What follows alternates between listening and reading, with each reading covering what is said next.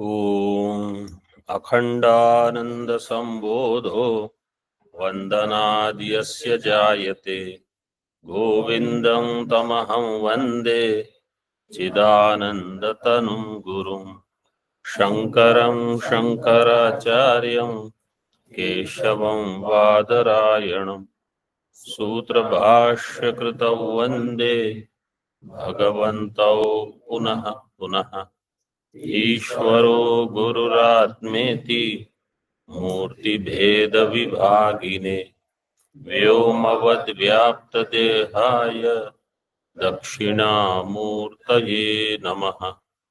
ॐ शान्तिः शान्तिः शान्तिः।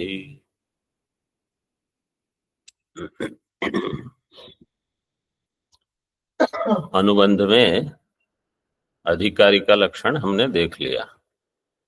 अब नवम श्लोक विषय बता रहा है। अस्य ग्रंथस्य विषयः कः उच्यते। इस ग्रंथ का विषय क्या होगा, ये जिज्ञासा होने पर उत्तर देते हैं। विषयः शुद्ध चैतन्यं ब्रह्मैक्य लक्षणम् यत्रैव दृश्यते सर्व वेदान्तानां समन्वयः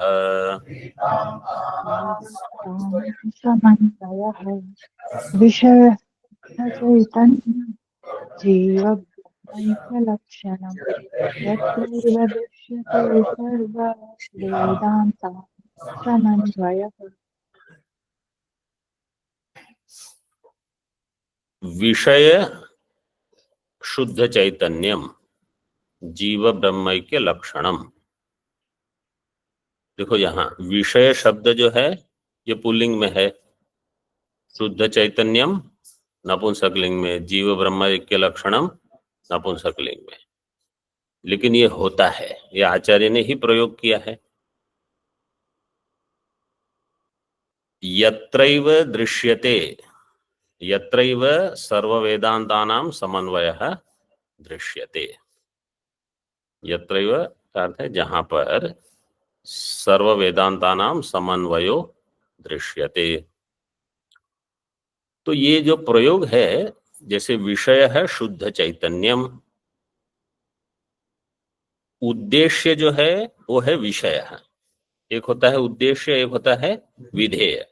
शुद्ध चैतन्य उसका विधेय है। तो ऐसा प्रयोग देखने में आता है कि उद्देश्य और विधेय का कभी लिंग समान न हो, फिर भी वो बताने का तात्पर्य है तो बता देंगे। विषय क्या है? शुद्ध चैतन्य अथवा जीव ब्रह्मैक्य लक्षण। और कभी कभी उद्देश्य बहुवचन में हो, विधेय एक वचन में हो, अथवा उद्देश्य एक वचन में हो, विधेय बहुवचन में हो, ऐसा भी होता है। जैसे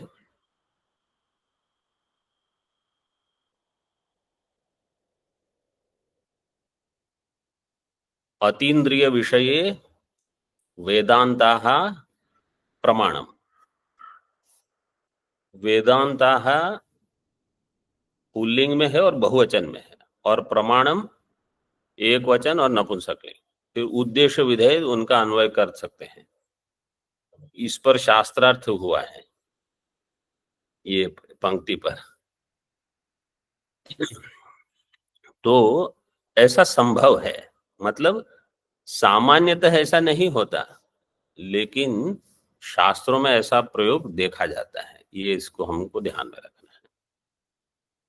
तो वेदांत का विषय क्या है? शुद्ध चैतन्य, और उसको जीव ब्रह्मैक्य लक्षणम। तो पहले ही हमने पूर्व श्लोक में देखा, विषय है जीव ब्रह्म ऐक्य, ये है प्रमेय।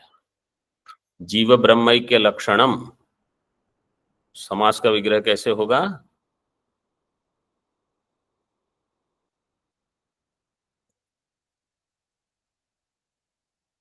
जीव ब्रह्मैक्यो लक्षणम यस्य विषयस्य। वो विषय जो है वो इस लक्षण वाला है, जीव ब्रह्म ऐक्य लक्षण वाला। वहीं पर यत्रैव मतलब जहां पर सर्व वेदांतानाम समन्वयो दृश्यते, वहां सारे वेदांतों का मतलब वेदांत के वाक्यों का, मंत्रों का, वेदांत के मंत्रों का वहां समन्वय है, उपनिषद के मंत्रों का। समन्वय का अर्थ क्या है?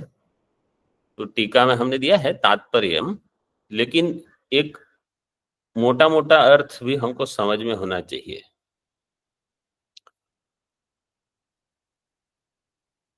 जैसे समझो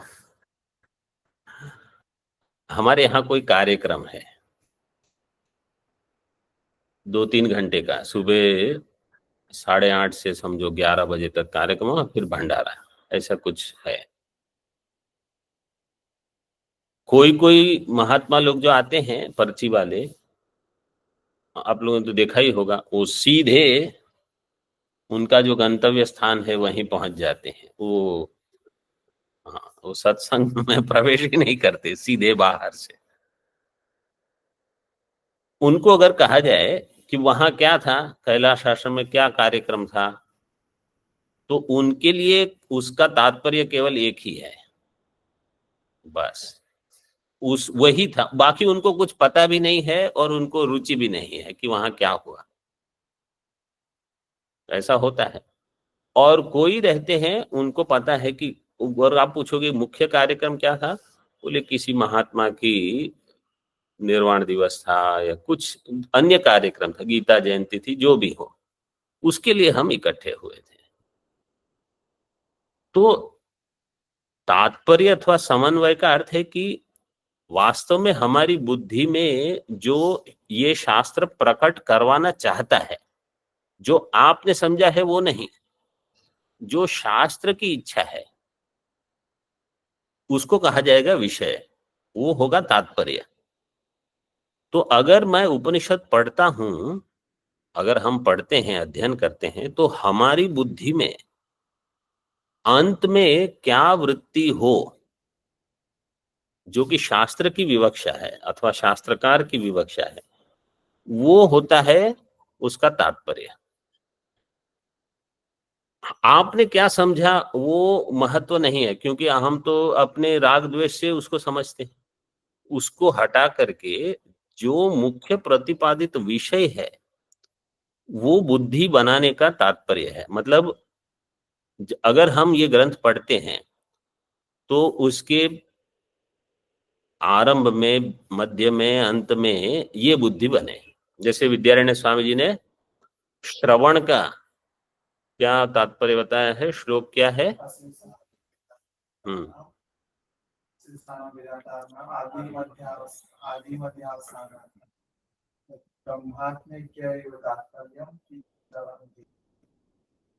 ठीक है, चलेगा, आगे पीछे थोड़ा है।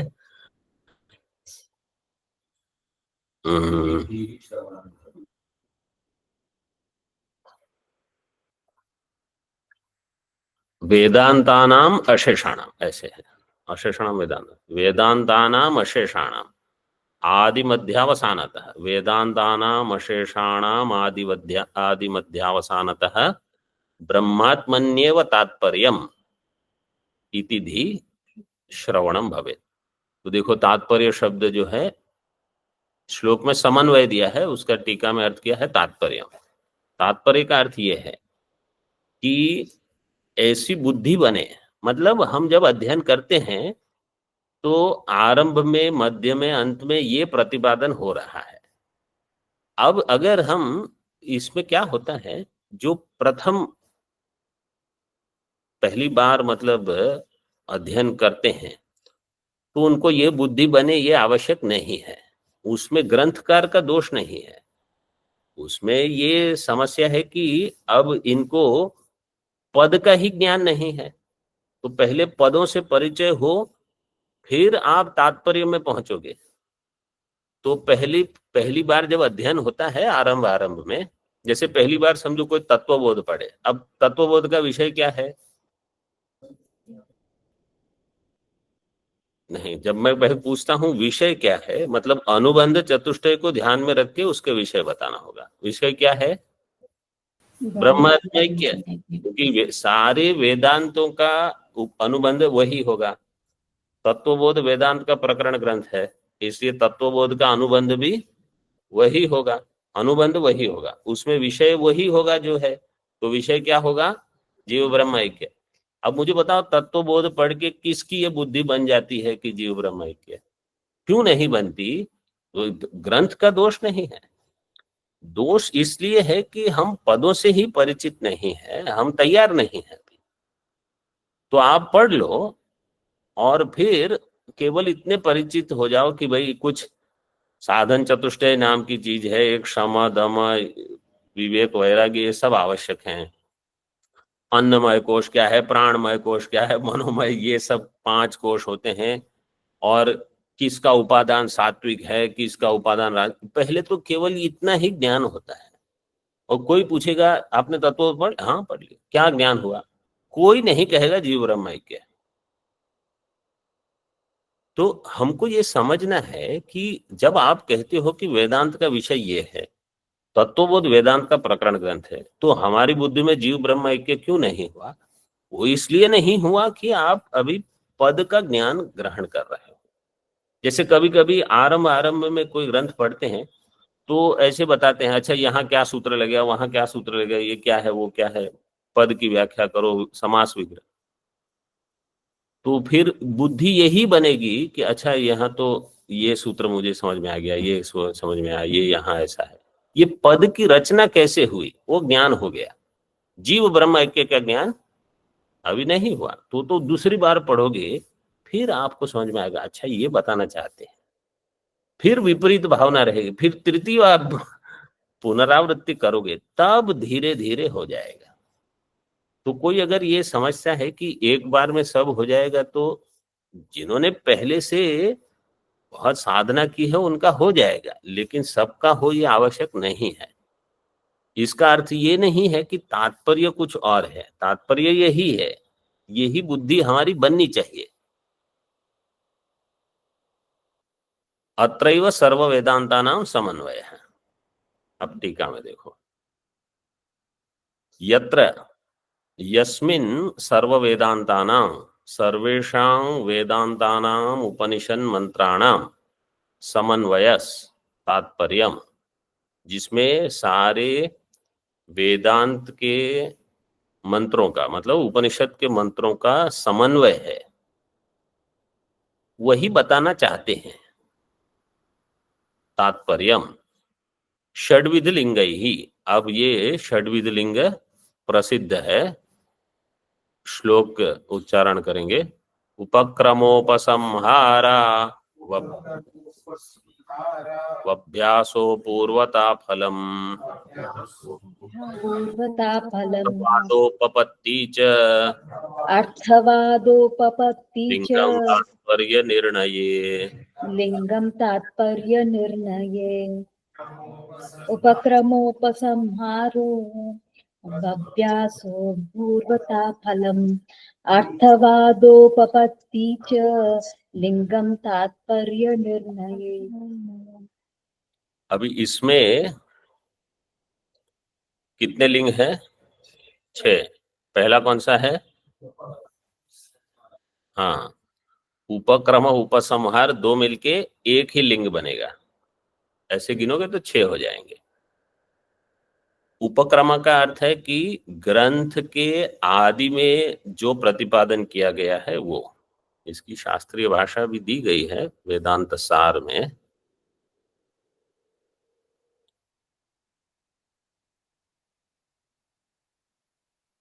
प्रकरण प्रतिपाद्यस्य अर्थस्य तद आद्यन्तयोः उपपादनम उपक्रमोपसंहारौ। आदि और अंत। जैसे अभी हम दृष्टांत लेंगे छांदोग्य का 6ठा अध्याय। छांदोग्य का 6ठा अध्याय जो है वो साधारणतः षड्विध लिंग के लिए उपयोग में आता है। छांदोग्य के आरंभ में उपक्रम क्या है? सदैव सौम्य इदमग्र आसीद एकमेव अद्वितीयम, ये उपक्रम है। मतलब एकमेव अद्वितीय का प्रतिपादन आरंभ से हुआ, तो ये विषय होगा। एक लिंग, आधा लिंग वहां मिल गया। इसका उपसंहार है स एषो अणिमा इत्तदात्म्यमिदं सर्वं तत्सत्यं स आत्मा तत्त्वमसि श्वेतकेतो। तो ये बताया गया है अंत में कि ये जो तत्व है वो कैसा है, अणिमा मतलब अति सूक्ष्म है, अणिम्न है। ऐतद आत्म्यम इदम सर्वम ये जो जगत है, इदम सर्वम जगत, एतेन आत्मवंतम, इसके द्वारा, ये सत के द्वारा ही आत्मवान हुआ है, मतलब इसके द्वारा वो उनकी सत्ता है। ये सत नहीं होगा तो जगत की सत्ता नहीं है। तत्सत्यम, वही सत्य है, वही आत्मा है, वही तुम हो। तत्सत्यम स आत्मा तत्वमसि श्वेत, ये तुम हो। तो ये हो गया उपसंहार, मतलब एकमेव अद्वितीयम और तत्सत्यम स आत्मा तत्वमसि, ये उपक्रम उपसंहार से पता चल गया कि ये छांदोग्य के 6 अध्याय में इस सत का प्रतिपादन किया गया है जो कि मैं हूं, इस तरह से। तो जीव ब्रह्म ऐक्य का लक्षण वहां उपक्रमोपसंहारौ अभ्यास, अभ्यास क्या है वहां, तत्वमसि। तत्व 9 बार तत्वमसि का उपदेश दिया गया। ये तुम ही हो, तुम ही हो, तत्वमसि तत्वमसि। तो 9 ये अभ्यास बताता है कि पुनः पुनः यही बताना चाहते हैं ये, और कुछ नहीं बताना चाहते। मतलब अन्य अन्य जो भी है कथा, वो केवल इसके आसपास गुथी हुई है।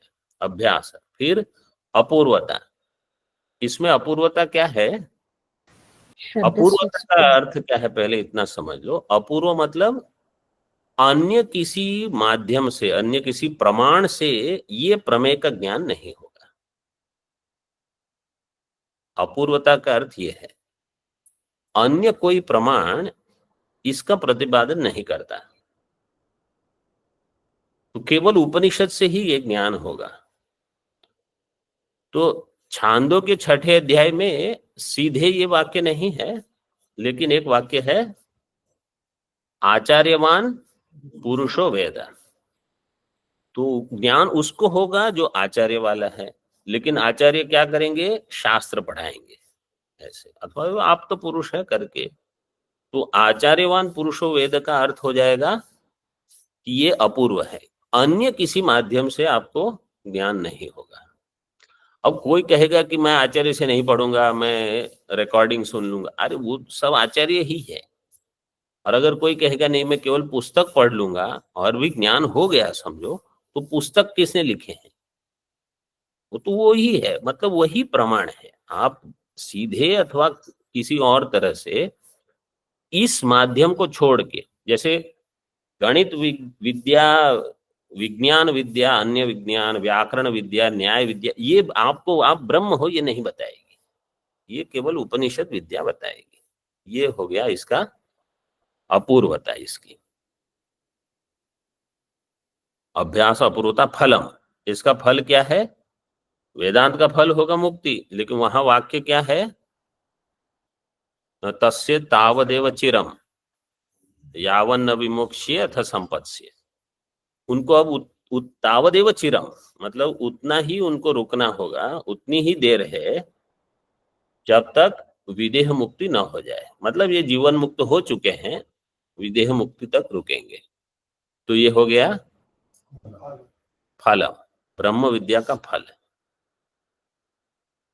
अर्थवाद, इसमें अर्थवाद क्या है, छांदोग्य के 6 अध्याय में अर्थवाद का एक अर्थ है या तो स्तुति इस विद्या की, अथवा इसकी निंदा, कहीं ना कहीं किसी, इसकी मतलब किसी अन्य की निंदा करके इसकी नहीं निंदा न्याय से इसकी स्तुति कर रहे हैं। तो इसमें क्या है स्तुति, येन अश्रुतं श्रुतं भवति, अमतं मतं भवति, अविज्ञातं विज्ञातं। कि एक ऐसा आदेश है, तम उत आदेशम अप्राक्ष्य येन अश्रुतं श्रुतं भवत्य अमतं मतम अविज्ञातम विज्ञातम भवति। तो ये तुमने प्राप्त किया, पिता पुत्र को पूछते हैं श्वेतकेतु को। तो ये बताने का प्रयोजन क्या है कि ये इस विज्ञान की, इस विद्या की स्तुति है कि ये ऐसी विद्या है कि एक को जानकर सबका ज्ञान हो जाएगा, एक के श्रवण से सबका श्रवण हो गया, एक के मनन से सबका मनन हो गया, ऐसे। तो ये इसकी स्तुति हो गई। और अंतिम है उपपत्ति। उपपत्ति का अर्थ है युक्ति, किसी न किसी प्रकार से युक्ति बताना। तो वहां युक्ति क्या है? यथा सूर्ये एकेन मृत्पिण्डेन सर्वं मृण्मयं विजानत स्यात् विज्ञातं स्यात्। वाचारम्भनं विकारो नामधेय मृत्तिकायवे सति। एकेन मृत्पिंडेन सर्वं मृण्मयं विज्ञातं स्यात्। एक मृतपिंड के द्वारा सभी का ज्ञान हो जाए, ये युक्ति है। क्योंकि प्रश्न होगा एक के ज्ञान के से सबका ज्ञान कैसे होगा, तो बोले ये युक्ति है। ऐसे इस प्रकार वहां 6 लिंग दिए गए हैं। ईशावास्य तो अभी पढ़ा है और छोटा भी है। ईशावास्य में अगर इसको घटाना हो, 8 ही मंत्र में घट, देखो ईशावास्य में है तो कितने मंत्र? 18। पहले 8 में ही आपको सब हो जाएगा, बाकी तो कर्म उपासना के है, उसको छोड़ देते हैं। तो 8 मंत्र में उपक्रम क्या है? ईशावास्यम इदम सर्वम, वो ये हो गया। मतलब सब ब्रह्म रूप है ऐसे। और उपसंहार क्या होगा? सपर्यगात। 8वां जो मंत्र है सपर्यगात, शुद्धम अकायम अवर्णम अस्नाविरम शुद्धम अपाप विद्धम, यहां तक ये हो गया उपसंहार। उपक्रम उपसंहार ये बताना चाहते हैं। अभी यहाँ अभ्यास, अब देखो वहां तो बहुत स्पष्ट है कि 9 बार एक ही चीज बताई गई है, आप बोल सकते हो अभ्यास।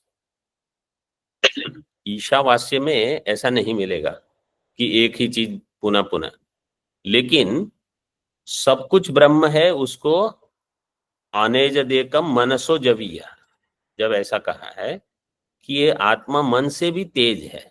मन से भी तेज है बताने का प्रयोजन क्या है?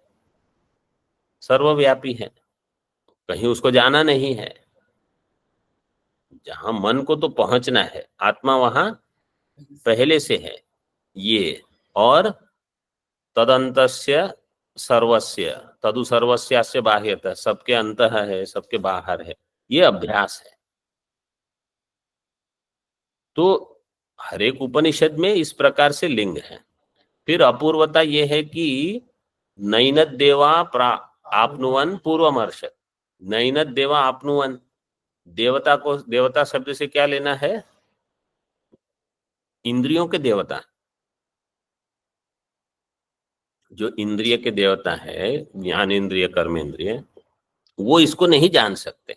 मतलब अन्य प्रमाण की यहाँ गति नहीं है, क्यों? प्रत्यक्ष प्रमाण से ज्ञान नहीं होगा, अनुमान से ज्ञान नहीं होगा। ऐसे फलम क्या दिया है?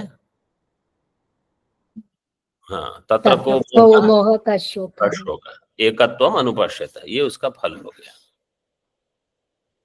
और अर्थवाद, हाँ, ये उसकी निंदा है वहां कि अगर ज्ञान की स्तुति क्या है कि कर्म की निंदा करके बताया है कि अगर आपको ज्ञान नहीं मिला तो असुरिया नामते लोका, अंधे न तमसावता, और कुर्वन्नेवेह कर्माणि, आप जीवन भर, अगर आपको ज्ञान नहीं चाहिए तो जीवन भर कर्म करना पड़ेगा। ऐसे उपपत्ति होगी तस्मिन् नपो मातरिश्वा दधाति।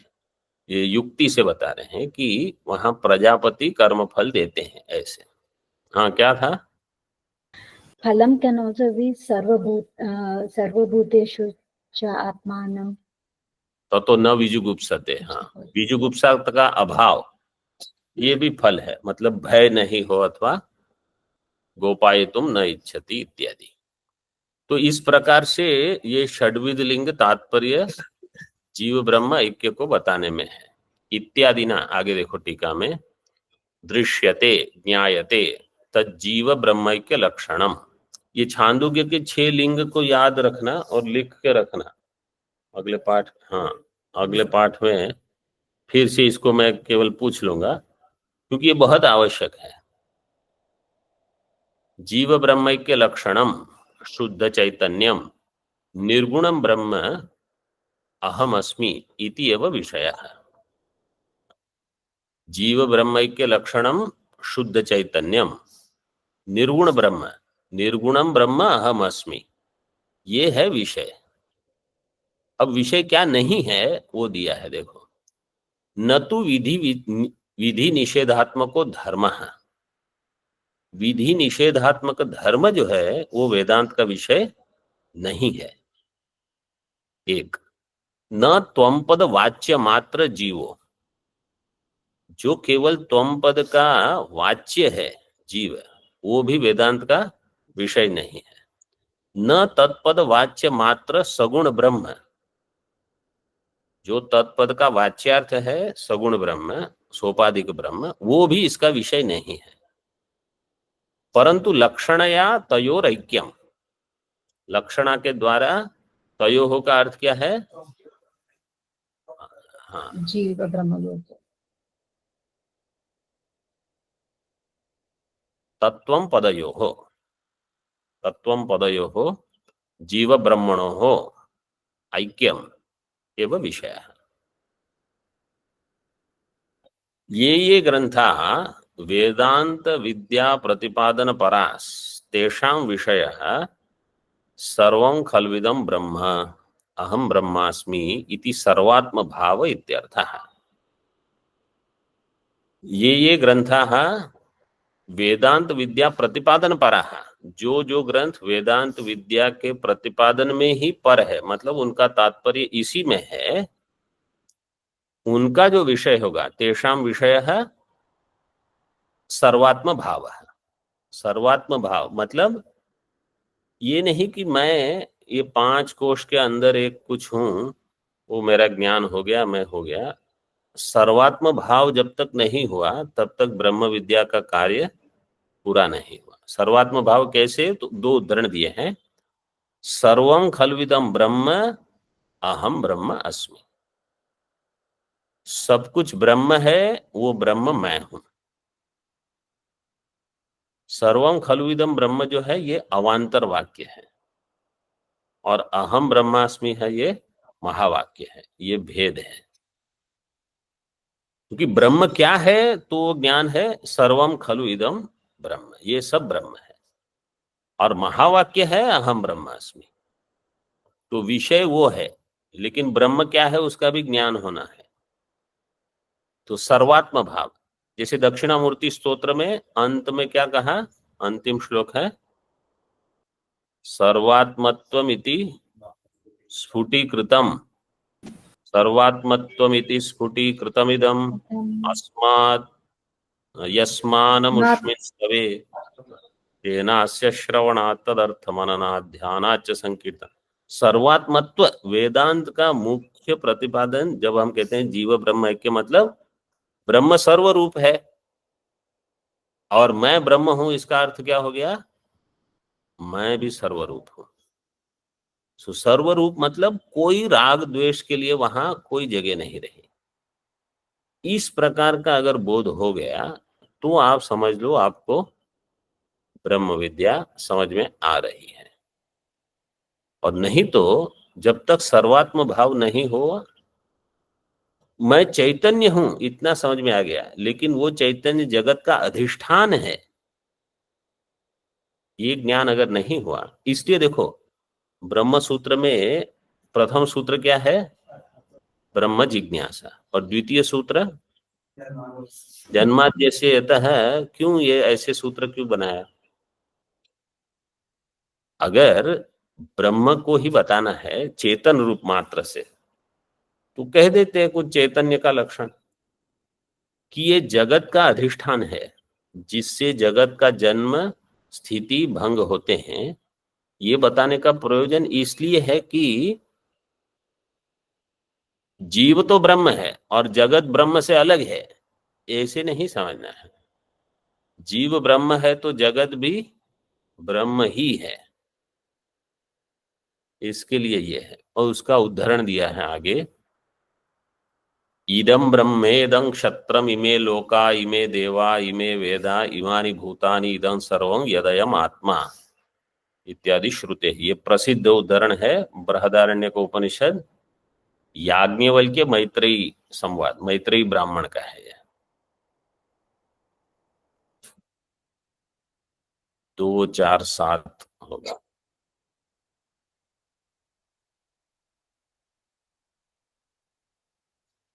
ब्राह्मण और मंत्र में क्या अंतर है? अच्छा, मैत्रेयी ब्राह्मण, वो ब्राह्मण और ब्राह्मण मतलब जैसे प्रकरण बोलते हैं, एक होता है अध्याय, अध्याय में जो खंड होते हैं, तो जैसे छांदोग्य में उसको खंड कहा है, कठ में उसको वल्ली कहा है, मुंडक में उसको मुंडक कहा है, प्रथम मुंडक द्वितीय मुंडक, ऐसे ऐसे बृहदारण्य में उसको ब्राह्मण कहा है। जैसे शारीरक ब्राह्मण, मैत्रेयी ब्राह्मण, स्वयं ज्योतिर्ब्राह्मण, षडाचार्य ब्राह्मण, कूर्चब ब्राह्मण, मधु ब्राह्मण, ये सब उसको मतलब उस खंड को एक नाम दिया ब्राह्मण। मंत्र तो हर एक मंत्र जो है, तो ब्राह्मण में अनेक सारे मंत्र होंगे ऐसे। 2, 4, 6 ये जो श्रुति है, 2, 4, 6 बृहदारण्यक, ये 2 बार आती है ये श्रुति। वास्तव में अगर ये श्रुति आपको देखनी है, आपको मिलेगी 4, 5, 7, 4, 5, 7 में मिलेगी, क्योंकि ये 2 बार आता है मैत्रेयी ब्राह्मण बृहदारण्यक में। आप देख लेना, अगर आपको कुछ भेद मिले तो अच्छा है, क्योंकि वो मैं देखना चाहता हूं कि आपको भेद पकड़ में आ जाए। इसमें इदम ब्रह्म, इसमें ब्रह्म का अर्थ क्या है? ब्राह्मण। कैसे? पहले एक बार मैंने बताया था, वो तो सही उत्तर है। नहीं, मंत्र को देख के आपको समझ में आ जाएगा ना, क्योंकि उसके उसके आगे पद क्या है? इदम क्षत्रम। तो इदम ब्रह्म इदम क्षत्र, क्षत्र से तो क्षत्रिय शब्द होगा, इसलिए इदम ब्रह्म का अर्थ क्या हो गया? ब्राह्मण। और ब्राह्मण क्षत्रिय उपलक्षण लेकर सारे समाज सबको ले लेना है, मतलब सब भूत आदि। तो इदम इदम मतलब ये ब्रह्म जो है वही ब्राह्मण है, क्षत्रिय है, सभी लोग हैं। फिर वही इमे लोकाहा, ये जो लोक हैं सब 14, इमे देवाहा, सारे देव भी वही है, इमे वेदाहा, ये सारे वेद भी वही है, इमानी भूतानी, सारे भूत भी यही है, इदम सर्वम यद अयम आत्मा, ये सब आत्मा है। तो सर्वात्म भाव के लिए ये उदाहरण है। मतलब हमारी क्या समझ होनी चाहिए? मैं ही ब्राह्मण हूं, मैं ही क्षत्रिय हूं, मैं ही पूरी सृष्टि हूं, सारे लोग, सारे देवता, सारे वेद, सारे भूत, सब कुछ। तो जब याज्ञवल्क्य ऋषि अपनी पत्नी को उपदेश देते हैं, मैत्रेयी को, तो उपदेश ये देते हैं कि ये जो आत्मावारे द्रष्टव्य, वहां कहा है आत्मावारे द्रष्टव्यो, द्रष्टव्य श्रोतव्यो मंतव्यो निदित्य, वो आत्मा जो है वो क्या रूप है? ये रूप है, इसलिए सर्वम यद अयम आत्मा दे दिया।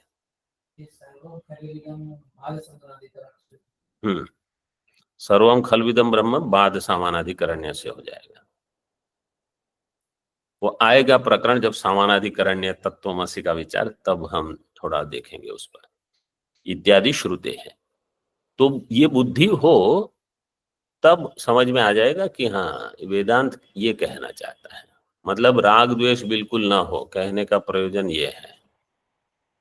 संप्रति संबंध कथ्यते, अब संप्रति इदानीम संबंध का निरूपण करते हैं। एतदैक्य प्रमेयस्य प्रमाणस्यापि च श्रुतेः संबंधः कथ्यते सद्भिर् बोधकलक्षणः। बोधकलक्षणः एतदैक्यप्रमेयस्य प्रमाणस्यापि च श्रुतेः संबन्धः कथ्यते तद्भिर्बोध्यबोधकलक्षणः। एतद् ऐक्य प्रमेयस्य प्रमाण श्रुतेः प्रमाणस्य च अपि सद्भिः बोध्यबोधकलक्षणः संबंधः कथ्यते। श्लोक सरल है, आरंभ में, बाद में भी श्लोक सरल ही है, तो ये ग्रंथ बहुत सारी चीज जल्दी पकड़ में आ सकती है। और वेदांत सार में क्या है, वेदांत सार का भी बहुत सारा विषय ऐसे ही है, मतलब निरूपण, लेकिन वो गद्य रूप में है, श्लोक रूप में जल्दी याद हो सकता है। देखो यहां ऐक्य प्रमेयस्य और श्रुते है प्रमाणस्य। श्रुते है क्या विभक्ति है, पंचमी कैसे, क्यों, षष्ठी।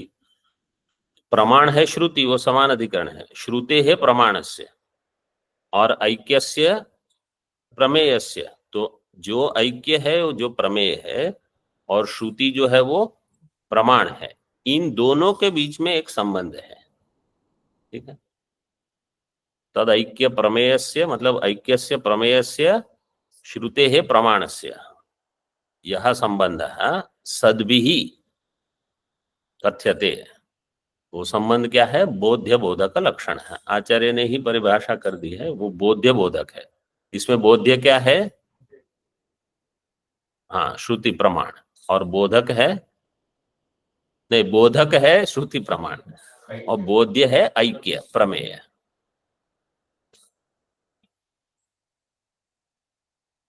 टीका देखो, सद्भिः, सद्भि का सरल अर्थ है सत्पुरुष ही, लेकिन देखो सत्पुरुष का अर्थ अगर आप ये घटाओगे, जो सद आचरण करने वाले हैं, सद आचरण करने वाले बहुत होते हैं, इसका अर्थ ये नहीं है कि इनको प्रमाण प्रमेय का संबंध ज्ञात हो। सदाचार तो है, मतलब उनका जीवन अच्छा है, तो इसलिए सत्पुरुष ही का अर्थ किया विद्वद भी ही, मनीषी भी ही, प्रमाण कुशल ही, जो प्रमाण के इसमें कुशल है कि जीव ब्रह्म ऐक्य प्रमेय का प्रमाण क्या होगा, वेदांत श्रुति, ऐसा ज्ञान। तो जो केवल सदाचारी जीवन जीते हैं लेकिन शास्त्र में नहीं है, उनको ये भान नहीं होगा। वो प्रमाण के विषय में तो बहुत लोग संदिग्ध हैं। मतलब एक ही प्रश्न समझो हम उठाएंगे, एक प्रमेय का एक से अधिक प्रमाण हो सकता है कि नहीं?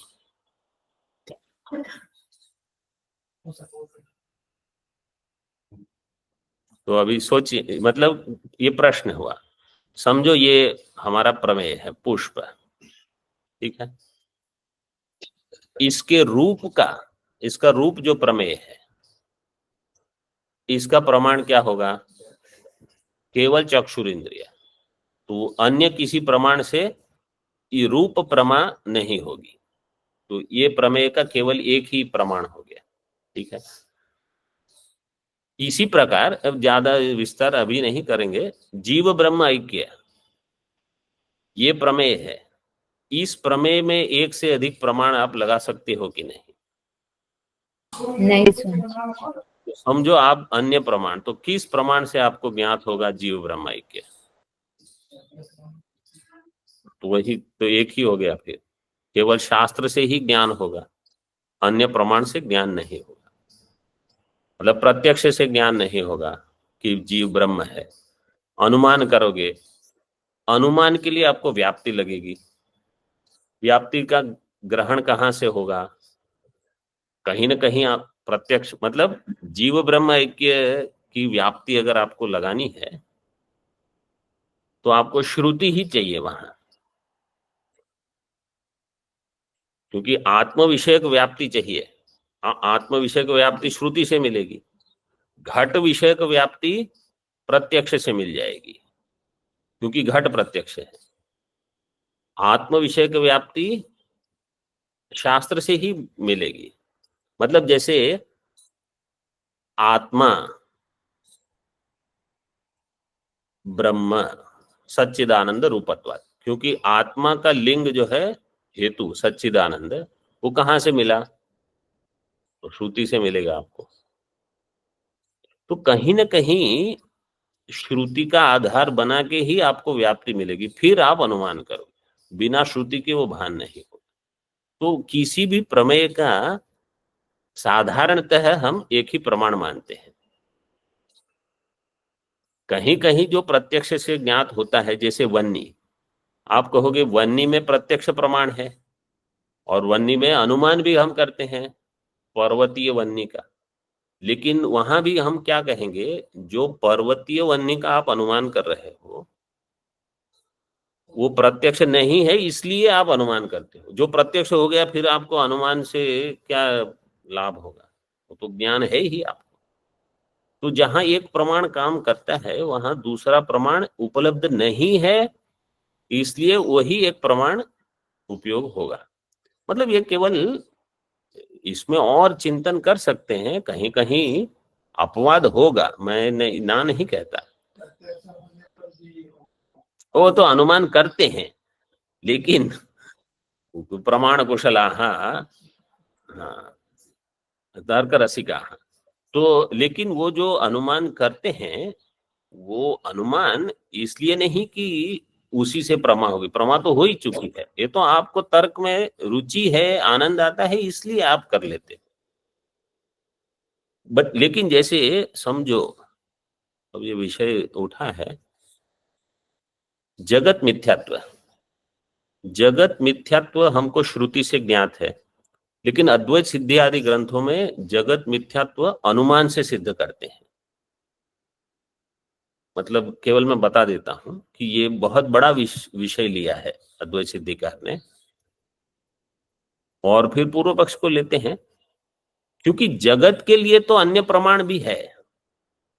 तो जगत मिथ्यात्व की सिद्धि, उसमें फिर पूर्व पक्ष कहेगा कि ये मिथ्या है, वो कैसे कहोगे? तो सिद्धांति फिर अनुमान से बहुत करते हैं प्रयास। तो ये संभव है, पूरा में निषेध इसलिए मैंने नहीं किया। सामान्यतः एक प्रमेय का एक प्रमाण हो जाएगा, ये ठीक ठीक समझ में आ गया। सामान्यतः ये नियम है, विशेष इसलिए कुछ अपवाद होते हैं, यहां तक रखते हैं। प्रमाण कुशल इस टीका को पूरे कर लेंगे, कुशल ही, अच्छा ठीक है, इसको बाद में करेंगे। ओम पूर्णमदः पूर्णमिदं पूर्णात् पूर्णमुदच्यते पूर्णस्य पूर्णमादाय पूर्णमेवावशिष्यते। ओम शांति शांति शांति। शंकरं शंकराचार्यं केशवं बादरायणं सूत्रभाष्यकृतौ वन्दे भगवन्तौ पुनः पुनः। ईश्वरो गुरुरात्मेति मूर्तिभेदविभागिने व्योमवद्व्याप्तदेहाय दक्षिणामूर्तये नमः। ओम शांति शांति शांति।